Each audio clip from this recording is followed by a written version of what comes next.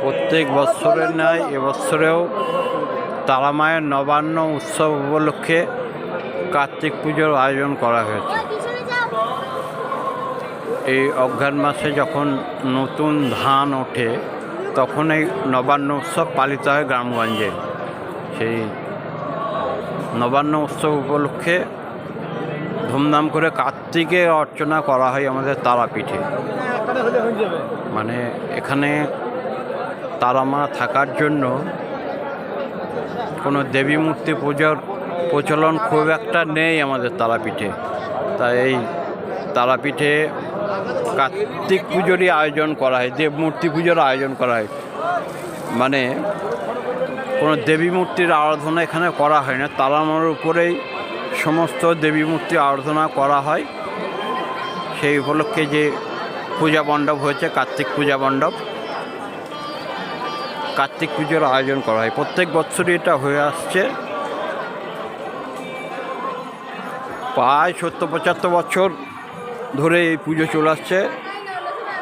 আমাদের পূর্বপুরুষরা এই পুজোর আয়োজন করেছিলেন প্রথম, তারপর থেকে এই পুজোর আয়োজন চলে আসছে। এই পূজা মণ্ডপ খুব সুন্দর পূজা মণ্ডপ। চলুন একটু ভিতরে যাই, কার্তিক মূর্তিটা দেখায় আপনাদের।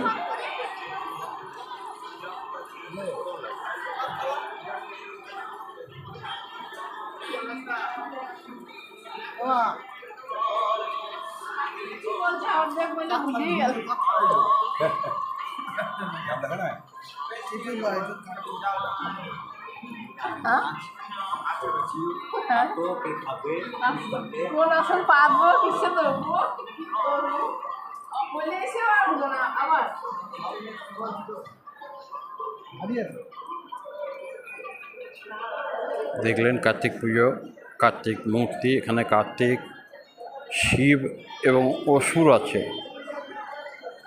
বিশেষত কার্তিকের পুজো এখানে করা হয় নবান্ন উৎসব উপলক্ষে।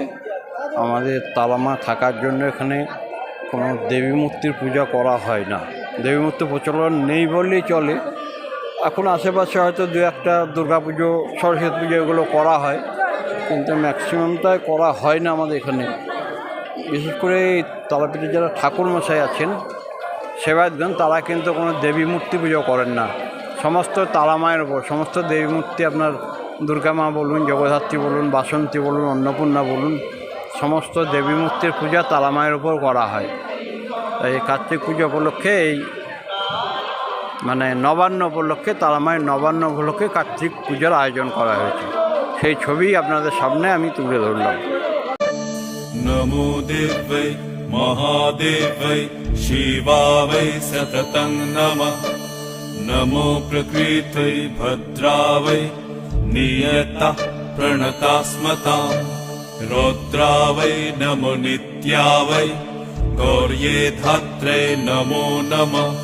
ज्योत्स्नावै चन्दुर